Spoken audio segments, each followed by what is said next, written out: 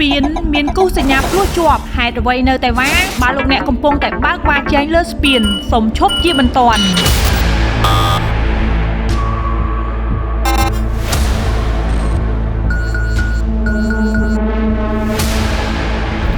បបប្រកបដោយការទទួលខុសត្រូវគឺទាមទារឲ្យអ្នកប្រើប្រាស់ផ្លូវទាំងអស់គោរពយ៉ាងម៉ឺងម៉ាត់នៅច្បាប់ចរាចរណ៍ដែលបានកំណត់ច្បាប់ចរាចរណ៍ផ្លូវគោកមាត្រា20បានចែងយ៉ាងច្បាស់ថា Spin ជាតំបន់ហាមឃាត់ដាច់ខាតសម្រាប់សកម្មភាពចែងដូចនេះនៅលើ Spin បងប្អូនហាមវ៉ាចែងជាទូទៅនៅលើ Spin មានគំនូសបែងចែកគន្លងផ្លូវដែលគេហៅថាគំនូសភ្លោះជាប់ពណ៌លឿង Double Yellow Solid Line វាមានលក្ខណៈពិសេសត្រង់ថាពណ៌របស់វាគឺពណ៌លឿងដែលខុសពីគំនូសបែងចែកគន្លងផ្លូវធម្មតាដែលប្រើពណ៌សគំនូសនេះសម្រាប់បែងចែកផ្លូវចរាចរណ៍ដែលធ្វើដំណើរក្នុងទិសដៅផ្ទុយគ្នាទៅនឹងមកគឺដើម្បីកំណត់ព្រំដែនកណ្ដាលផ្លូវដែលយានជំនិះមិនត្រូវឆ្លងកាត់ឡើយហាមឃាត់ដាច់ខាតមិនឲ្យអ្នកបើកបរចែងទេរក្សាគម្លាតសុវត្ថិភាពពិសេសការរក្សាគម្លាតពីរថយន្តធុនធំនៅលើ Spin មិនមានចិញ្ចើមផ្លូវសម្រាប់ឲ្យយើងគេចវេះចេញពីគ្រោះថ្នាក់បានឡើយការរក្សាគម្លាតពីរថយន្តផ្សេងទៀតនៅពេលមានគ្រោះថ្នាក់ការរក្សាគម្លាតអាចផ្ដល់ពេលវេលាចាប់ហ្វ្រាំងគ្រប់គ្រាន់មុននឹងប៉ះទង្គិចរបាំង Spin ឬយានជំនិះខាងមុខជាចុងក្រោយសូមអរគុណបងប្អូនដែលបានទស្សនា